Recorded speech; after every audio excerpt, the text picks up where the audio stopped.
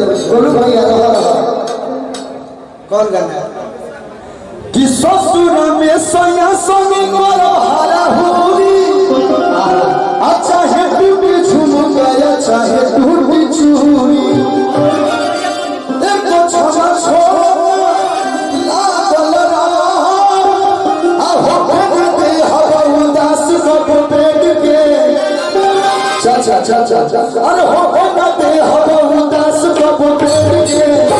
अरे कभी बड़ा सोनिया जी के साड़ी में लगे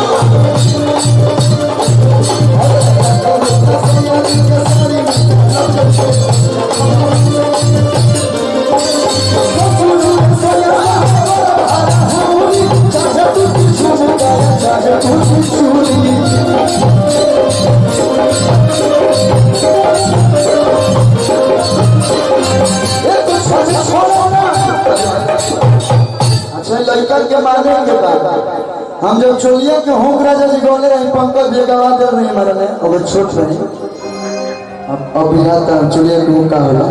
तो हमारा पर केस कर लिया लोग तो जब प्रेस कॉन्फ्रेंस भाई आरा लीगल होटल में तो कहता है मीडिया वाला कि चोलिया का होम गाए हैं अश्लील गाना है हमारा समझता तो हम लोगों ने आंखें में से लोड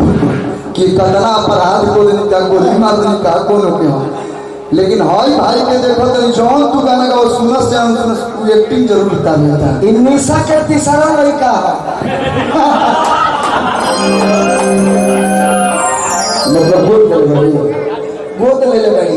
एगो अरमान बाबू पहिला लड़का रहा इन तीसरा लड़का है दूसरा का दूसरा लड़का है मेरा कि एगो होता पे पिछड़ा से चूक ना जाती एगो होता के पीछा से चूक जाती बलगाई की चोलिया के हूँ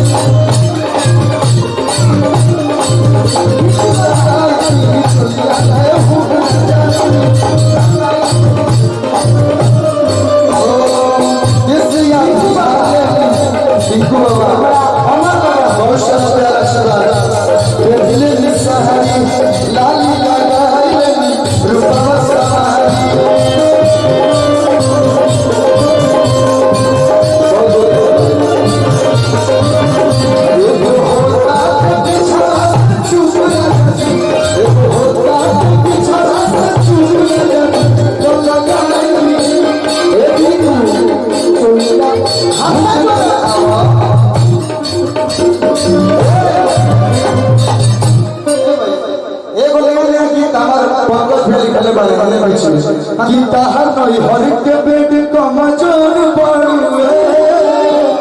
तुमको जब देखता हूँ तो वही गीत याद आता है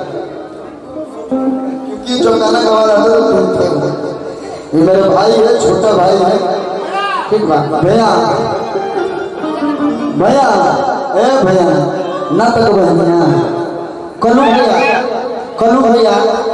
अभी हमारे टिंकू बाबा की तरफ से बहुत सारा प्यार आशीर्वाद आई हमारा रोहित चाचा में हमरा अमर बाबा पुरस्कार देनी है आओ तनी सिसिया खिला दिया जाओ कि ताहर नई हर के पेट कमजोर बड़ुए हमारा चढ़ल जवानी लोर बड़ुए एकदम कहता सुन प्राण प्रिया धारा बतानी क्रिया हर हटा हो सक जनी भीरिया लइका के दबावे सरिया में घिवे किया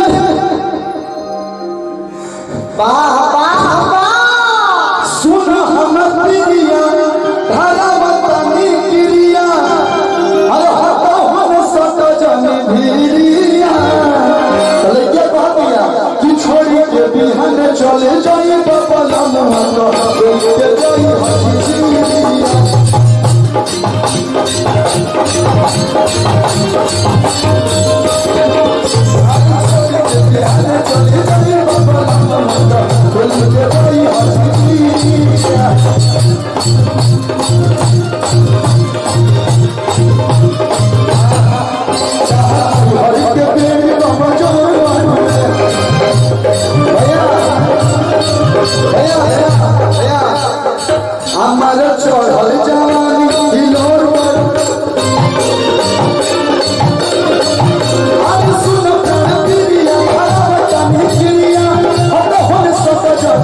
दिलिया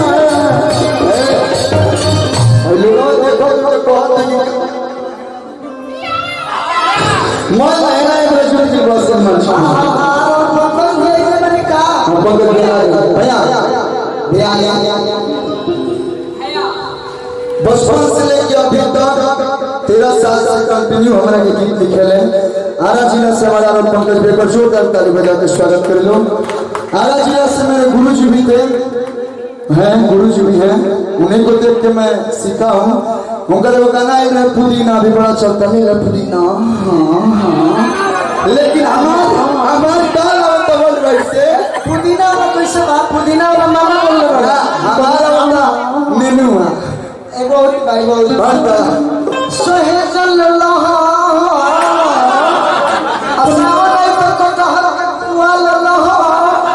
तो कहां ए लौका ले लही एगो भाई कलवल वाली कंपनी से रिलीज होता जो गाना के नाम है पुदीना से कोनो लेना देना नहीं है, लेकिन आजकल जो चलता तो गाना के चाहिए कि इतना लही गाना खला के मतलब का ये बेबी डॉल आजकल एगो लड़का से पेट नहीं के भरल सही इनको मैं नहीं बोल रहा हूँ जो शहर में घूमता है ईसा को मत बोलना, किसी को बोल देना, लेकिन ईसा को मत बोलना। निशा नाम से मुझे प्रेम है, निशा को कुछ भी कोई बोलता बहुत दुश्मनी है कि तना लोही का रखला के मतलब का ये बेबी डॉल हो ताहा दिल हो कि बॉयज हॉस्पिटल हो इजाजत ना हो तो हमने गाना वाले क्या कहती है कि दो है मेरे बेस्ट फ्रेंड दो है बॉयफ्रेंड दो बेस्ट फ्रेंड है 1 2 और 2 बॉयफ्रेंड भी है पता है कौन भैया भैया ये ढूंढ रही हूँ अपने लिए हस्बैंड मैं छपरा जिला है तो छपरा जिला में निशा के लिए अगर कहना होगा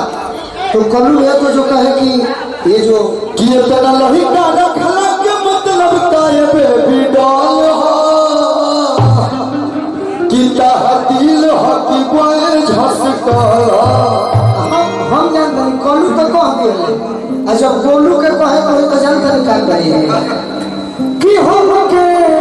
उजाड़ अपने हर मसले सुबनिया अरे कवनाइया सोन फसलू में कवनाइया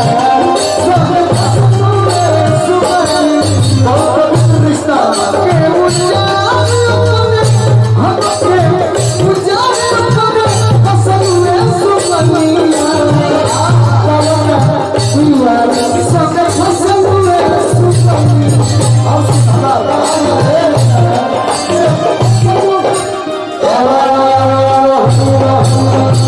स्टेज पे जो भी सिचुएशन है उस पे वो गीत है एगो दिल में केने बाती आज तक बीच में हुनर मार कर अल्लाह करे कैसे गिटार के करा के साथी एक गोरी पिया वाले के तो पिया को रसोई गोरी हाथ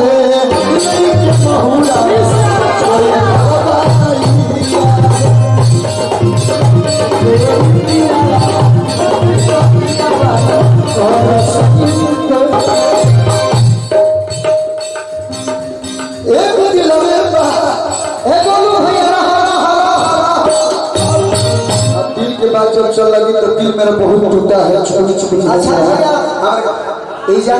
2 मिनट जाइए प्रेम